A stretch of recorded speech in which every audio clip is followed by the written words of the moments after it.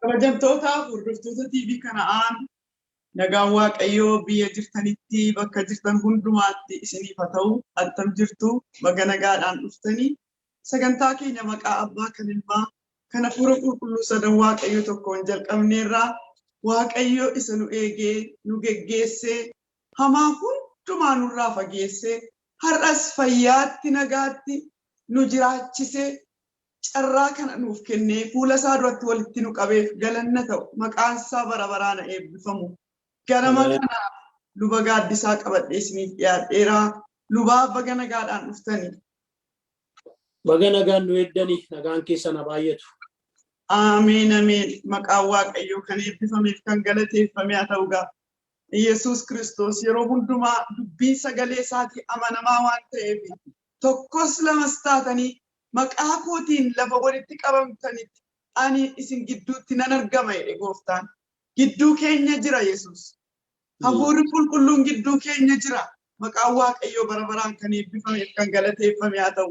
Nuyis dubbii isaa barbaannee sagalee isaa dhaga'uudhaaf walitti qabamneerra ganama kana. Ganameeffattanii dubbii Waaqayyoo dhaga'uudhaaf, dubbii Waaqayyoo hirmaachuudhaaf toora kanarra kan jirtan Zoomiidhaanis ta'e Facebook irrattis taanaan karaa YouTubeis taanaan Waaqayyo Gooftaan akkasiin isa barbaaddanitti isiniif argama. Amani malee mucaan kee hin fayyite jedhe Gooftaan. Amanaa malee waan barbaaddan hundumaa argattu. Kanaaf egaa sheerii gochuu hin irraanfatinaa. Dubbii sagalee Waaqayyoo iddoo hundumaa akka wal ga'uuf sheerii godhaa. Waaqayyo sinaa eebbisu. Hin kadhanna yeroo kana Waaqayyootti dabarsinee laanna. Si galateeffanna galataan ol si qabanna. Hundumaa dandeessee hundumaatti bifa gootee hundumaa hojjettee yaa Gooftaa. Jireenya nuuf laattee jireenyatti nu jiraachiftee waan nu barbaachisu hundumaa yaa Gooftaa nu raawwattee har'as araara keetiin jaalala keetiin fuula kee duratti kan walitti nu qabdesi. Maqaan kee bara baraan kan eebbifameef kan galateeffame haa ta'u. Gaarummaa nu gooteef, eegumsa nu gooteef, jaalala nu jaallatteef bara baraan teessoon kee galataa na guutu. Si galateeffanna Waaqa keenya. Halkan keenyaaf guyyaa keenyatti darbeessitu nu eege. Of eeggannee miti jabina keenyaan beekumsa keenyaan hin darbine. Situ nu dabarse waan hundumaa keessa. Wanti darbuu hin danda'amne keessa situ nu dabarse. Galanni isaa ulfinni isaa siif haa ta'u. Ameen. Ani jireenyi akkasinii baay'atuuf jireenya akkasinii ta'uufan dhufe seexanni garuu qaluufatuuf ajjeesuuf dhufeette. Ati jireenya nuu baay'isuuf jireenya nuu kennuudhaaf dhufte. Ati lubbuu kee dabarsitee dhiiga kee dhangalaaftee nu jaallatte. Diinni immoo yaa Gooftaa dhiiga namaa dhangalaasuun lubbuu namaa baasuudhaan balleessuudhaaf dhufe. Yaa Gooftaa koo ati jaalala guddaa nu jaallatte kanaan hamma har'aatti lubbuu keenya nu keessatti eegde diina keenya yeellaasiftee yaa Abbaa nu dhaabdeetta. Har'as humna keetiin jabina keetiin jirra. Gooftaa koo galanni siif haa ta'u. Ammas yaa Gooftaa fuula kee duratti situ walitti nu qabe. Waan nuun jettu qabda, waan nutti dubbachuu barbaadde qabda. Laphee banamaa, sammuu banamaa, yaada qophaa'aa nuuf kenni maqaa Yesuus Kiristoosiin. Dubbii nuyi dhageenyu kun jireenyaaf akka nuu ta'u, akka nuuf yaa Waaqayyo wal fudhatu jireenya keenyaa wajjiniin. Yaa Waaqayyo hojiidhaan akka jijjiiramuuf, ija akka godhannuuf yaa Waaqayyo. Dubbii kee Waaqarraa ergi. Ibidda Hafuura Qulqulluutiin garbicha kee tuqi. Afaan godhadhuutiin nutti dubbadhu. Nu biran darbin. Nu biran darbin dhufnetti nun deebisin.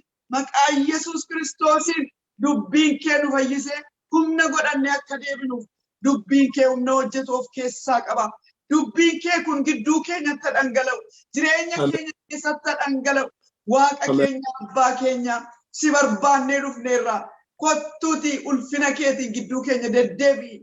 Garaa keenyatti dubbatan yaa Waaqayyo gurra si dhaga'uuf laphee si dhaga'u nuuf kenni. Yeroo kanatti dhimma ba'i jireenya keenya hundumaa sitti laanne yaa Waaqayyo gooftaa yeroo kana sitti laanne hojii diinaa hojii seexanaa kan nu mormu gooftaa kan nu daangessuu barbaadu kan nu dura dhaabbachuu barbaadu kan yaada keenya bittimsuu barbaadu bodeessaa kan nutti darbatu maqaa Yesuusin iddoo jiru hundumaati hidhamee gara isaaf ramadametti kan darbatame haa ta'u maqaa Yesuus Kiristoosin hidhamee nurraa kan fagaate haa ta'u ati duwwaan gidduu keenya deddeebi ati duwwaan nutti dubbadhu ati duwwaan gooftaa koo ulfinaan nu gidduutti argami yeroon kun kan keeti meeshaan kun kan keeti nuyi kan keeti hunduma isaa yoo dhuunfadhu maqaa Yesuus Kiristoosiin ameen. Amen. Waaqayyo maqaan isaa bara baraan kan galateeffamu haa ta'u. Egaa amma gara waaqeffannaatti darbinaa faarfannaadhaan waaqeffanna.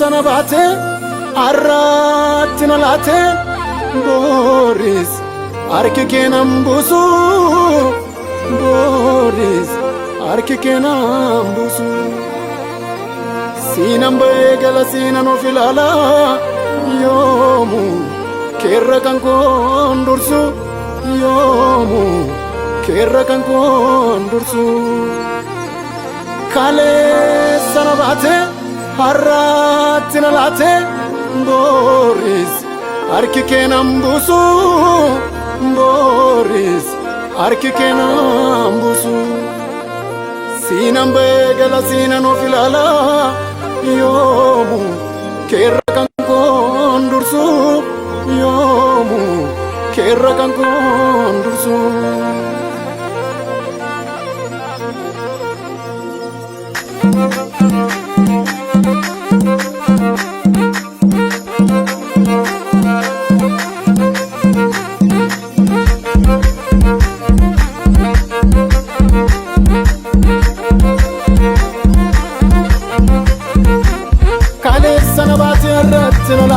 Boris harki keenan buusu Boris harki keenan buusu siinan ba'ee gala siinan of ilaala yoomu keerra kan koon dursu yoomu keerra kan koon dursu kaleessa na baate irratti na laate Boris harki keenan buusu Boris harki keenan buusu siinan ba'ee gala siinan of ilaala yoomu keerra kan koon dursu yoomu keerra kan koon dursu argama kootati kanallee lifadhu ansiinan of jaja Yesuus kolfadhu argama kootati kana weeddifadhu ansiinan of jaja uumaa kolfadhu ulfaadhu Yesuus kolfadhu ulfaadhu uumaa kolfadhu ulfaadhu Yesuus kolfadhu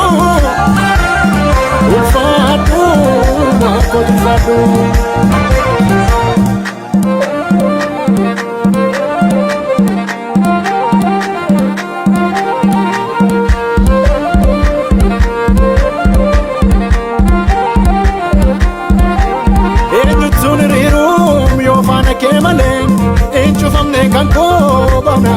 Malee laftoonaan galaanaam si duukaa buunaani abiddu bishaaniif Yesuus ati jiraannaani eenyutuun hiriiruun yoo faana kee malee eenyufamne kan koobanaadhama malee laftoonaan galaanaam si duukaa buunaani abiddu bishaaniif Yesuus ati jiraannaani si beeka hundumaa gararraa maqaan kee qoricha lubbuuf nama raraa si beeka hundumaa gararraa maqaan kee hiikama lubbuuf nama raraa si beeka hundumaa gararraa maqaan kee fayyina lubbuuf nama raraa ulfaadhu Yesuus ulfaadhu ulfaadhu Makotu fadu Ulfadu Yesus kolfadu Ulfadu Makotu fadu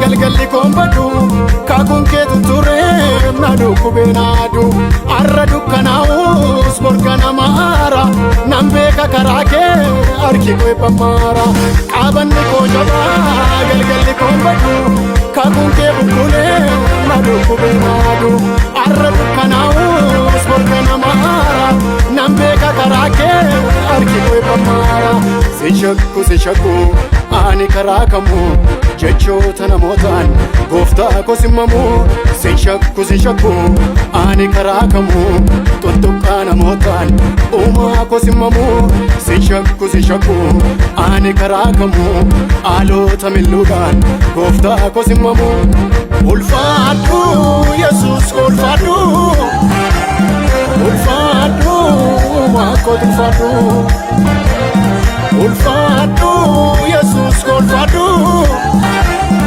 ulfaadhu maakotu ulfaadhu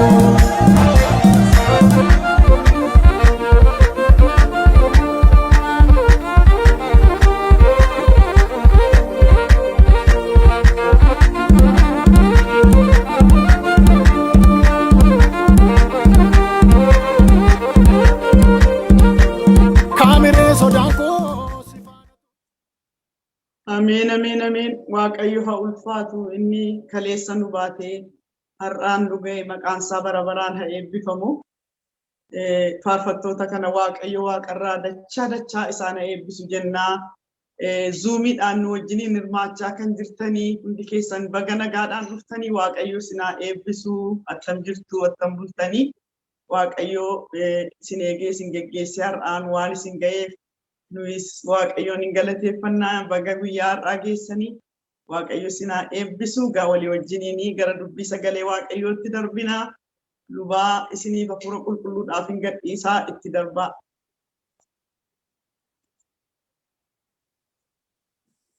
Ulfinni hundumtuu waaqayyoof haa ta'u akkuma obboleessi keenya Alamuun faarfatee waaqayyoon ulfeessinaa.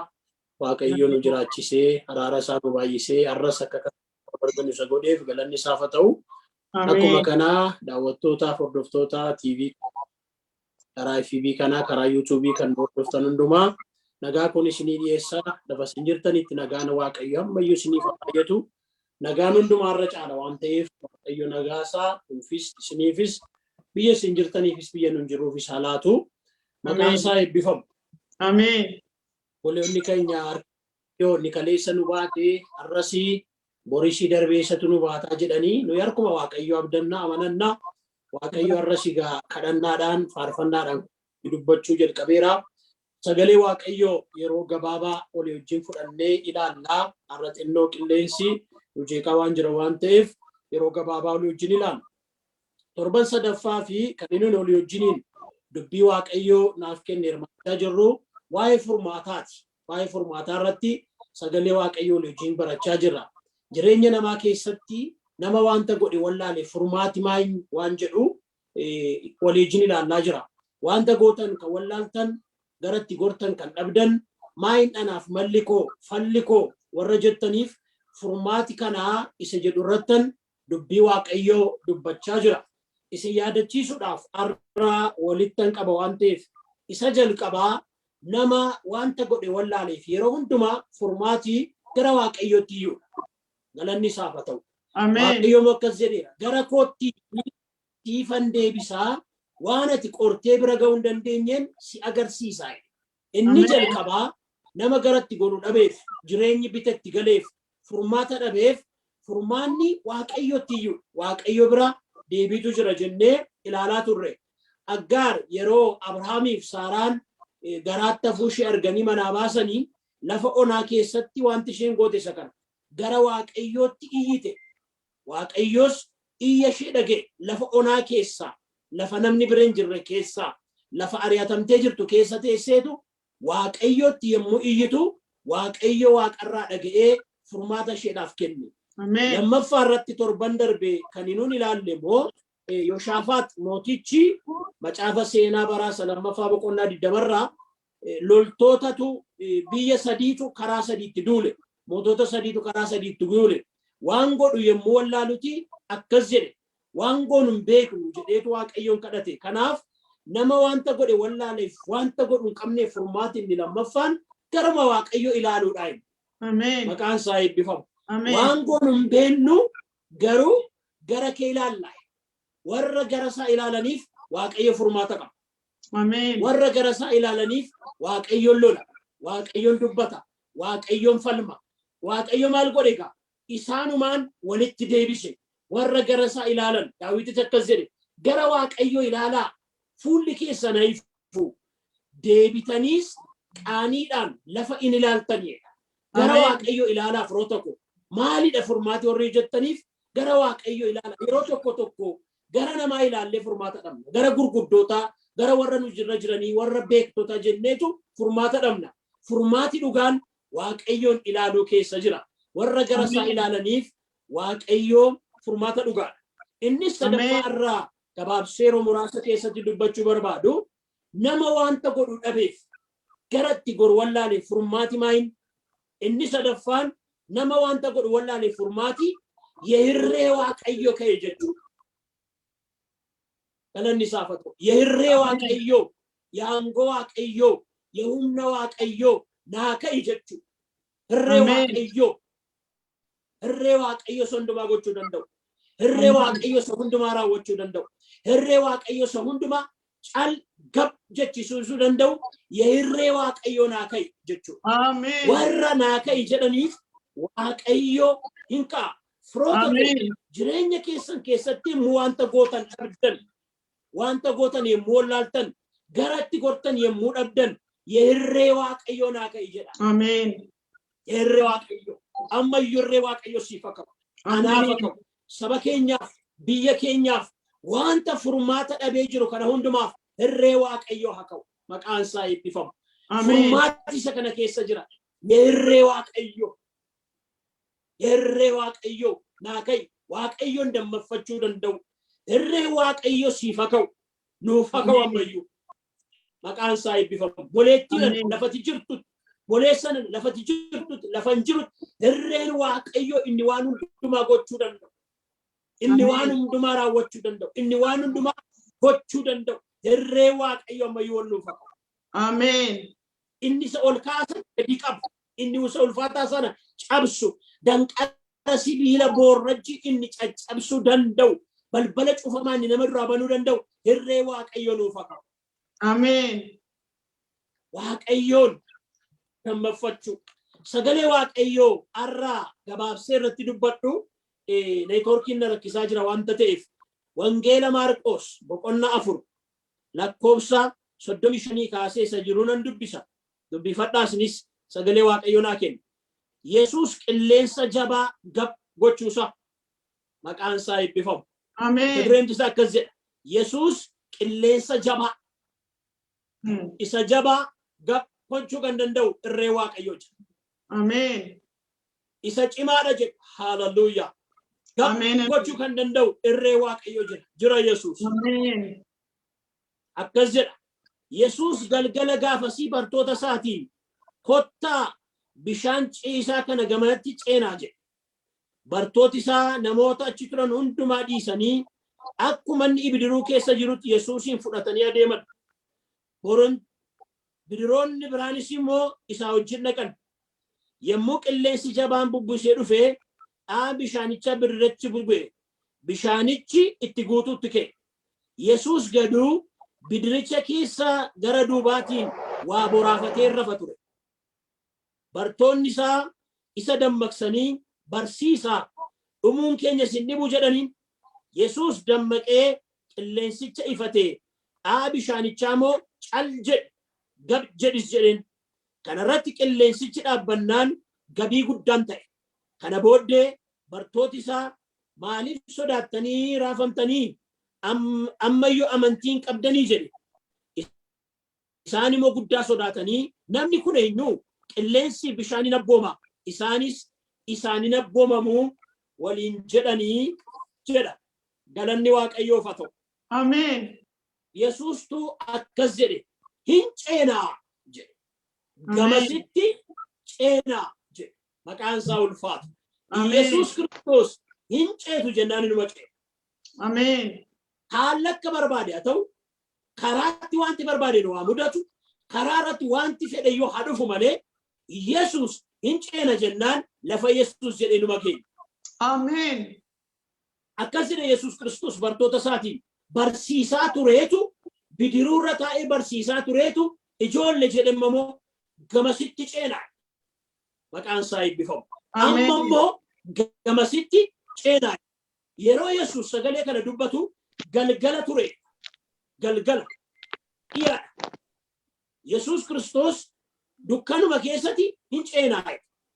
Yommuu Yesuus Kiristoos kana dubbatu gaa bartoonni sagalee isaa dhaga'aniitu bidiruu Yesuus keessa jiru keessa ta'aniitu ce'uudhaaf ka'an. Yeroo baay'ee Yesuus Kiristoos yommuu waa nu dubbatu, yommuu waa nu kakatu, yommuu waa dubbatu isa garasii nutti hima malee isa gidduu nutti himu. Isa ceenee arginu nutti hima malee isa dhumaa nutti hima malee inni alfaadhaaf oomeegaadha wanta ta'eef gidduu ishee jirtu ishee nu mudattu badaan dubbatu hin ceenaa jedhe malee gidduutti wanta isaan mudatu wanta isaanitti dhufu wanta isaan argatu ittiin himu. Yeroo sana gaa yommuu isaan bidiruu yaabbatanii ce'uudhaaf ka'an bidiruu yaabbatanii yommuu isaan ce'uudhaaf ka'anii tokkoffaa bidiruu isaaniitti qilleensa jabaatu bubbuse. Ilaa galaanarra jiru. Bidiruu keessa jiru. Yesuus immoo bidiricha keessa jira. Lafa Yesuus jedhee ga'uudhaaf adeemaa jiru. Kakuu Yesuusiin ka'an. Hin ceenaa sagalee gooftaan ittiin jedheen ka'an. Ituu deemaa jiranii garuu maaltu isaan mudate? Qilleensa jabaatu itti dhufe. Qilleensichi qilleensa yaraa miti. Qilleensichi qilleensa salphaa miti. Qilleensichi qilleensa muraasa miti. Qilleensa jabaa bubbee of keessaa qaba. Bidiruu isaanii kana sochoosuutti ka'e, raasuutti ka'e, asiifachi ungulaaluutti ka'e. Garuu sagaleen tokko jira. Hin ceenaa kan jedhu. Ameen. Hin geenyaa kan jedhu. Hin darbinaa kan jedhu. Yeroo tokko ituma sagaleen jiru, ituma ergaan jiru, ituma wanti Waaqayyo nutti dubbate qabatamatti jiru, wanti nu raasutti dhufa. Wanti nu sochoosu nutti dhufa. Qilleensi nutti dhufa. Bubbeen nutti dhufa. Bidiruu keenya gaa asiifachi hunkura hirraasa. Bidiruu isaaniiti asiifachi sochoosi. Lammaffaa wanti nun iddoo kan arginu bidiruu isaanii kan sochoosa waan miti. Dhaa bishaanichaatu bidiruu sanatti bu'aa. Dhaa qaba galaanni sun. Isa kana namoonni daaktuu taatan beektodhee yaada. Bishaan isa ciisu miti. Bishaan isa yaa'u yommuu daaktanii gidduutti dhaatu dhufee isin rukuta. Warri daaktuuni humnaan bira darbu yookaan abalakata kutaniitu dalga kutaniitu dhaa sana bira darbu. Dhaa jechuun maal jechuun waan isin fixeera jettan irraa gara booddeetti isin deebisa. Waan rukutee isin deebisudha. Waan isin dhaabudha.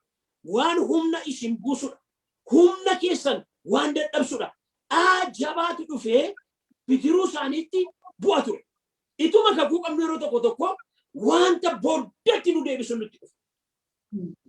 Wanta booddeetti humna keenya deebisu, abdii keenya deebisu. Ga'eera ituma nun jennu bakka fixeera kana keessaa ba'eera ga'eera lafa yaadetuma nun jennuuti dhaanu nun eegne dhufneetu godhee gara booddeetti nu deebisa. Dhaatu itti dhufe garuu sagaleen jira. Hin ceetu kan jedhu. Hin geessu kan jedhu. Maqaan isaa eebbifamu. Dhaatu dhufee bidiruu isaanii rukute. Jabaadhu obboleessa. Jabaadhu obboleetti. Karaa TV kanaa, karaa YouTube kanaa, karaa FB namoonni na dhaggeeffachaa jiru waaqayyo lafati keera jettetti lafati darbeera jettetti lafati qaqqabadheera amma keessaa baay'eera jettetti wanti booddeetti dhufee si deebisu yoo jiraate iyyuu jira gooftaan. Ameen. Maqaan isaa eebbifamu. Jira. Sadaffaa irratti wanti inni jedhu maalini bishaanni dhufeetu bidiruu isaan jiran keessa guutuu jalqabe. Laalaa bishaan nama immoo qilleensa qaba dheeraa qilleensi isaa jabaadhaa bubbee qaba dharaa qaba galaanicha silayyuu raasaa jira booddeetti deebisaa jira hunkuraa jira hammacaa jira ituma isaan kana taaggalanii kana wajjin wallaansoo wal qabanii achi jedhanii as jedhanii ituma isaan jedhuma irratti maal ta'a bishaanti dhufee bidiruu isaanii keessa seenuu jalqabe galuu jalqabe kun jechuun maal jechuudha nyaatamuudha kana booddee bishaanni dhufee bidiruu keessa gallaan nyaatamuutu jira yeroo kanatti gaa bartoonni gooftaa akkas jedhan Yesuus garuu bidiricha keessa duubaatiin waa boraafatee hirrabatu maqaan isaa ulfaatu inni waan hojjetu beeka inni waan raawwatu beeka yommuu isaan amma kana ta'an yommuu isaan amma kana raafaman yommuu isaan amma kana dhiphatan yommuu isaan amma kana bidiruun isaanii qilleensaan bubbeedhaan qilleensa jabaan yommuu inni raafamu yommuu dhaan asiifachi darbatu yommuu inni dhufee bishaanni guute isaa nyaachuudhaaf jedhu Yesuus Kiristoos garuu duddubaanii boraafatee rafatu. Rafa Yesuus. Yeroo kana bartoonni akkas jedhanii dammaqfatanii boraafatee rafatu. Bartoonni isaa isa dammaqsanii barsiisaa dhumuun keenya sin dhibuu. Hallelujah. Barsiisaa dhumuun keenya sin dhibuu nuu ka'i jedhan. Hallelujah. Yana waangootu wallaaltee garatti dhabdu gortee garatti dhabdu wallaaltee akkas jedhi gooftaa keenya naa ka'i gooftaa sin dhibuu dhumuun keenya sin gaddisiisuu dhumuun keenya waa'een keenya sin dhibuu jennaan Yesuus Kiristoos akkas jedhe Yesuus dammaqee qilleensicha ifatee aan bishaanichaa moo cal jedhe gab jedhe Yesuus yommuu isaan nuu ka'i nuu dammaqi yerree waaqayyo nuu ka'i yommuu isaan jedhan maal godhe ka'eetu qilleensichaan gab jedhe cal jedhe galanni isaaf haa ta'u inni isa nama raasu gab godhe cal jechisiisu Yesuus Kiristoos arras jira arras isuma sana arras hin geeddaramne arras hin jijjiiramne nurraa kan eegamu maayin naaf ka'i naa ka'i yerree waaqayyo naa ka'i humna waaqayyo naa ka'i aangoo waaqayyo naa ka'i jabina waaqayyo dhumuun koo nyaatamuun koo baduun koo sin dhibuu jedhati inni si dhaga'ee deebii laatu Yesuus Kiristoos teessoo isaarra jira jira gooftaan naa ka'i kanaaf garatti gortan kan dhabdan waan gootan kan wallaaltan obbolootota dammaqfadhaa gooftaa keessan ha dammaqfannu gooftaa keenya ha kaafannu nuu ka'i ha jedhu erree waaqayyo nuu ka'i ha jedhu bara kakuu moofaatti sagalee kana fakkaatu tokko argina macaafaa Isaayaas 51 irraa akkas jedhan garboonni waaqayyo erree waaqayyo isa qilleensa gabbootu yaa isa bubbee gabbootu erree waaqayyo Ameen. akkas jedhan Isaayaas 51 lakkoofsa 8 kaasee erree waaqayyo ka'i humna keetiin ka'i akka baduriitti akka bara dhaloota duriitti ka'i sii miti Rahaabiin jawwee galaanaa kan kukkute jawwicha isa guddicha kan waraane warri furaman isa keessa akka darbanitti inni galaana bishaanii calabboo gogse tuujjuba keessa karaa baase sii mitiire warri waaqayyo isaan fure deebisanii faarfannaadhaan gara xiyanutti ol hin ba'u gammadanii ilchuu gammachuu bara baraan hin gorfamu gaddiniif dhiphinni isaanirraan fagaata akkas jedhan yerree waaqayyoo ka'i Ameen. yaa humna waaqayyoo ka'i Ameen. akka bara duriitti ka'i Amen. Akka duriitti kai si'i miti. Ra'aabiin jawwicha galaanaa kan kutkute. Jawwicha kan ajjeese si'i miti. Yerree Waaqayyoo kai. Amen. Hallelujah. Warra waan godhan wallaalanii furmaati isa kana firoota koo. Yerree Waaqayyoo naa kai. Inni moo hin ka'a gooftaan. Amen. Warri dhaqanii bartoonni Musaan daffatanii Iyesuus ka'ee qilleensichaan gab jedhe. Amen. Cal jedhe waan siraate gooftaan yeroo kana sagalee isaan gab sirraa hago. Amen. Cal sirraa hago. Amen. Lafa jirutti waan jiruu keeraas qilleensi jabaan bubbeen jabaan dhaahamaan booddeetti si deebisuu barbaada. Ilaalan jedhan ayyuu sagalee Waaqayyoo kanarra dhaabadhee narraas sirraas sagalee dhufe kanarra gab kan jedhee haa ta'u ganama kana. Amen. Kan jedhee haa ta'u galgala kana. Amen. Kan jedhee haa ta'u galgala yeroo kana. Amen. Gabii guddaatu ta'ee jedha. Aansaa haa ulfaatu. Gabii guddaatu ta'ee. Hallelujah. Nama wanta warlaaleef furmaati obboloototaa isa kana. Amen. Yaadadhaa laphee keessanitti qabadhaa. Nama wanta godhe wallaaleef furmaati isa galqabaa gara Waaqayyootti iyyuudha. Iyya kenniisin. Amen. Inni iyyite Aggaar dhumarratti akkas jette. Ani na dhuguma Waaqayyo isa na ilaalee tureen argee waan jetteef Waaqayyo isheetti dubbate Elrooy jette. Amen. Isa na ilaalaa tureen argee. Nama waan godhu wallaaleef furmaati tokkoffaa gara Waaqayyootti iyyuudha. Lammaffaa nama waan godhu wallaaleef furmaati gara Waaqayyoo ilaaluudha. Yooshaafeet mooticha akkas jedhe yaa Waaqayyoo ati isaanitti hin faradduure nuyi waraana danuu isa nu rukutuuf jedhu kana loluudhaaf humna hin qabnu waan goonus hin beeknu garuu gargaarsaaf gara kee ilaalla. Hallelujah. Sadaffaa nama waan godhu wallaaleef furmaati maa inni yerree Waaqayyoo kai. Amen. Yerree Waaqayyoo kai. Warra akkas jedhaniif yommuu nu kana goonu yommuus deebiin jira. Amen. Warra gara isaatti iyyaniif deebiin jira. Amen. Warra na gargaari jedhaniif gargaarsi jira. Amen. Warra harka Waaqayyoo naa ka'i jedhaniif harki Waaqayyoo ka'ee bubbicha gabin godha. Qilleensicha gabin godha. Isa nuraase gabin godha. Dha'a galaanichaa gabin godha. Naa ka'i jechuudha. Ammayyuu akkasin akkas jettan barbaada firoota ko. Nama wanta godhu wallaaleef furmaatni naaf ka'i jechuudha.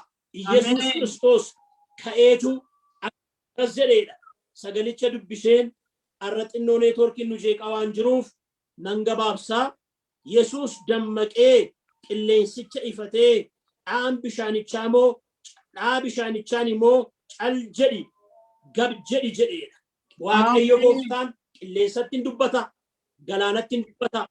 Wanti gooftaa hin dhageenye tokko iyyuu hin jiru. Kanaaf yaa warra waan goota wallaaltanii yerree Waaqayyoo naa ka'i jedhaa. Waaqayyo gabiin fida. Waaqayyo gabiin fida. Kadhata gabaabaa kadhannaa innoo neetworkiin keenya irra gaarii miti. Gabaabsinee Waaqayyoo kadhanna. Amen. Yaa Waaqayyo Abbaa, yaa Waaqayyo Ilmaa, yaa Waaqayyo Hafuura Qulqullu. Waaqa sadan tokkoo, Waaqa hundumaan olii, Waaqa hundumaa gararraa, Waaqa hundumaa taatee al tokkicha iddoo hundumaatti argamtu. Yeroo kana yaa gooftaa si kadhanna. Boleettii kanaa wajjin ta'ee, boleessa kanaa wajjin ta'ee, firoota koo kanaa wajjin ta'ee sin kadhadha. Yaa Waaqayyo gara kootti iyyisiifan deebisaa. Anati hin beekne sin agarsiisaa itteetta. Gara keetti iyyina gara kee ilaalla. Yaa gooftaa isa bidiruu keenya raasaa jiru ati gab nurraa godhu. Yaa Waaqayyo qilleensa hamaa nutti ka'ee jiru, bubbee hamaa nutti ka'ee jiru kana maqaa Yesuus Kiristoosiin gab haa jedhu. Bidiruu ishee galagashuu kan barbaadu, bidiruu isaa galagashuu kan barbaadu. Yaa Waaqayyo nama nyaatamuufan jedhettu, liqinfamuufan jedhettu, baduufan jedhu jettu kanaafan si kadhadha. Yaa gooftaa harki kee haa ka'uuf. Amen. Irreen kee haa ka'uuf. Amen. wanti waaqayyo anas isaaniin israasa maqaa gooftaa Yesuusiin sagalee dhufe kanarraan kan ka'e gab kan jedhu haa ta'u. Ameen. Qilleensi addunyaa kun gaba jedhu. Ameen. Qilleensi hamaan biyya keenya raasaa jiru kun gaba jedhu. Ameen. Qilleensi hamaan tokkoon keenya raasaa jiru kun maqaa gooftaa Yesuus Kiristoosiin gab jedhu.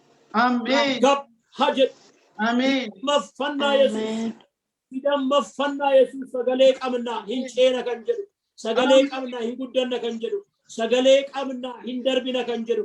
Sagalee qabna gamasitti hin ceena kan jedhu. Yaa Waaqayyo akka nuun hin ceeneef karaa garagaraa nu raasaa kan jiru. Nu dhiphisaa kan jiru. Asiifachi nu unkuraa kan jiru. Maqaa Yesuusiin yeroo kana gabatu. Maqaa Yesuusiin yeroo kana gabatu. Maqaa Yesuusiin yeroo kana gabatu. Maqaa Yesuusiin obboleettii kanarraa gabatu. Maqaa Yesuus obboleessa kanarraa gabatu. Oo amma gabii guddaanaa ta'uuf. Amma gabii guddaanaa ta'uuf. Amma gabii guddaan. Amma yaa gooftaa atamma libsuu ijaatti hojjetta. Qilleensi nu raasaa jiru kun. Bubbeen nu raasaa jiru kun. Dha'aan asiifachi nu darbachaa jiru kun. Bishaan nu galee nu liqimsuu barbaadu kun. Yaa Waaqayyo wanti nu ija keenyaan arginee sodaachaa dhiphachaa jirru kun. Waxawwataa jirru kun. Maqaa keetiin gab jedhu. Ameen. Maqaa keetiin gab jedhu. Ameen. Maqaa keetiin gab jedhu. Ameen. Maqaa keetiin gab jedhu Yesuus. Ameen. Maqaa keetiin gab jedhu. Ameen. Maqaa keetiin gab jedhu Yesuus. Ameen. Hallelujah.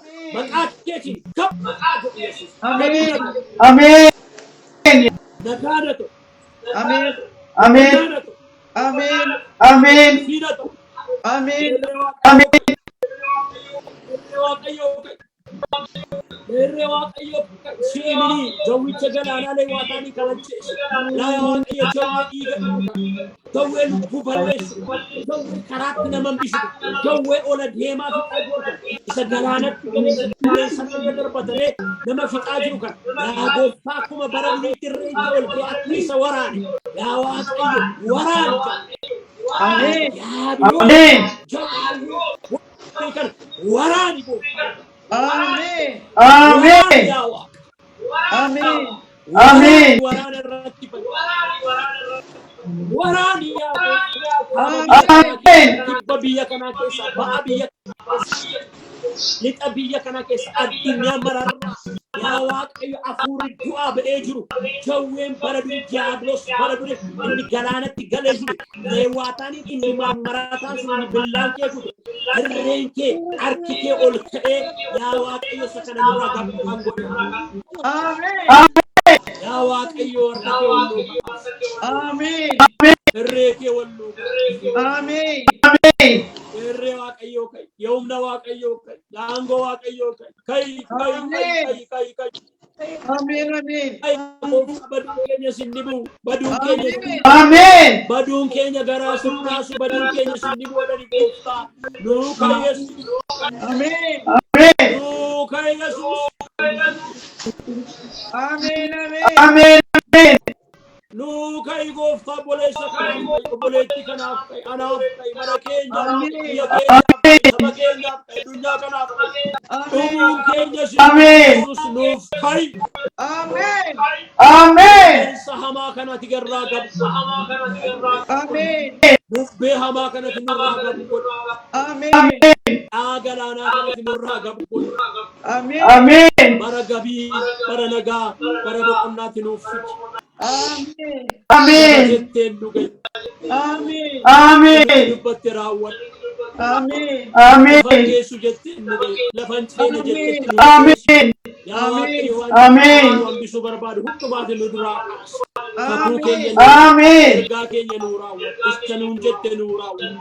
Ameen. Ameen. Sagalee keenan si qabaa yaa gooftaa. Hin ceena jettee nu ceesisi. Ameen. Ameen. Ceetu jettee nu fuutee kaate karaatti nu nambisi. Ameen. Ameen. Nuti malee hin qabu. Nuti malee hin qabu. Ameen. Firri keenya namni keenya nu ishi amananna. Gooftaa Ameen. Yesuus. Ameen. Bidiruun keenya raafamiin hin nyaatamin. Illee raafamiin. yaa Waaqayyo nu hawaasii galataaf nu qopheessi faarfannaaf nu qopheessi ililleedhaaf nu qopheessi hundumaa waan gootu galanni siif haa ta'u maqaan kee ulfaatu furmaanni yaa Waaqayyo gara keetti iyyuu keessa jira furmaanni gara kee ilaaluu keessa jira furmaanni si dammaqsachuu keessa jira yaa Gooftaa sagalee kee waan nutti dubbatteef galanni siif haa ta'u waan nu kadhatamteef ulfaatu lafatti jettee numa geenya inuma ceena inuma argina jettee numa raawwatama Nuti jirtu bidruun keenya nyaatamu Gooftaa. Keenya Yesuus. Jirta bidruu keenya keessatti haaleluyyaa. Jirta Gooftaa Yesuus. Qilleensicha bubbicha gabbootee gabii guddaa nuu laatfate jirtu. Jirta obboleessi kana biraa. Jirta biyya keessa Waaqayyo maqaan kee ulfaatu sagantaa nuu laatte. Yeroo afirratti ulfaatu hafuurri kee yeroo hundumaa nu haa tajaajilu. Sagalee kee nu agarsiisi. Maqaa Gooftaa. Ameen.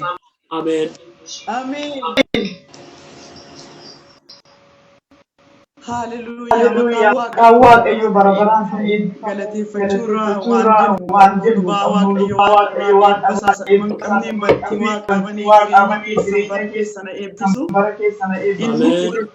Inni sin eebbiseera. Bakka isaas irra inni afaan godhatee sin dubbate bara keessan dhimma sinitti bara keessan hundumaa ulfina isaa irratti argisiisu Waaqayyo ammayyuu turmaata Waaqayyo biyya jirtaniif jirtan hundumaaf andarata Waaqayyo furmaata sinaa godhu eebbifamaa furmaanni maal akka ta'e sabatti maal namni furmaata dhabee garatti deebi'ee wallaalee itti dukkanaa'ee abdii kutatee du'asaa eeggachaa jiru furmaata kana dhagee akka jireenya argatu badiisa jalaa akka ba'u furmaata fidanii dhuftanii bara keessan hundumaatti mana keessaniif dhala keessanii sanyii keessatti hidda dhaloota keessanii kun dibanni kun dhala keessanii sanyii keessanii mo'ichaan lafa Waaqayyo sinii jedhe hundumaa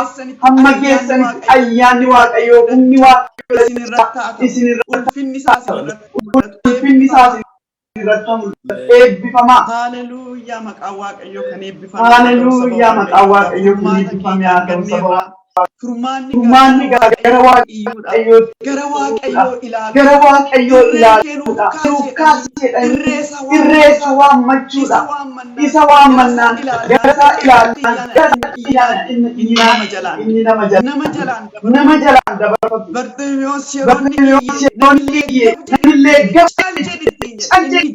inni jaamaa bara isaa hundumaa kana keessa jiraata. Furmaata dhabee garatti boru wal dhaadhee iddoo tokkotti daangeffamee ture. Inni garuu kanaaf saba Waaqayyoo bara caalchifnee akka kana keessa caalchifnee gara isaa duwwaa akka ilaalu caalchifnee irree isaa duwwaa ofirratti akka waammannu isa kana Waaqayyoon gargaaru furmaata argannee ulfii arganneera banachuu duwwaa malee fayyisaa jedheera waan sagalee Waaqayyoo maqaa isaatiin waan kanneen hundumaa akka argannu dubbateera Gooftaa Yesuus maqaa isaa duwwaa waammachuudha maqaan isaa bara baraan eebbifamu ulfii kana gaa fudhataniitti tokkoon Waaqayyo sinaa eebbisu dachaa isinirratti toomanii keessan jireenya keessan eebbifamu fayyaa guutuu nagaa guutuu isiniif haa kennu mo'icha isiniif haa kennu haala deemaa hundumaa keessa Waaqayyo waan isin daangesse hundumaa keessaa isinaa baasu mo'ichaan darbaa ce'aa isiniitiif ayyaanni Waaqayyo dachaa isin baay'atu Zoomii kanaanis nu wajjin hordofaa kan jirtan akkasuma eebbisu.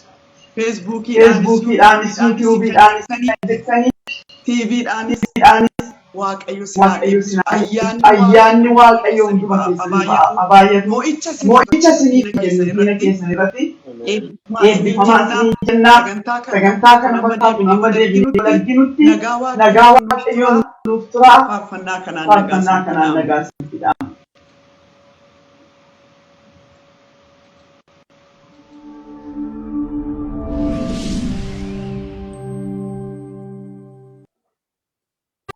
keerra kan kondursu kale sanabate harratti nalate Boris harki keenan buusu Boris harki keenan buusu siinan beegala siinan of ilaala yoomu keerra kan kondursu yoomu keerra kan kondursu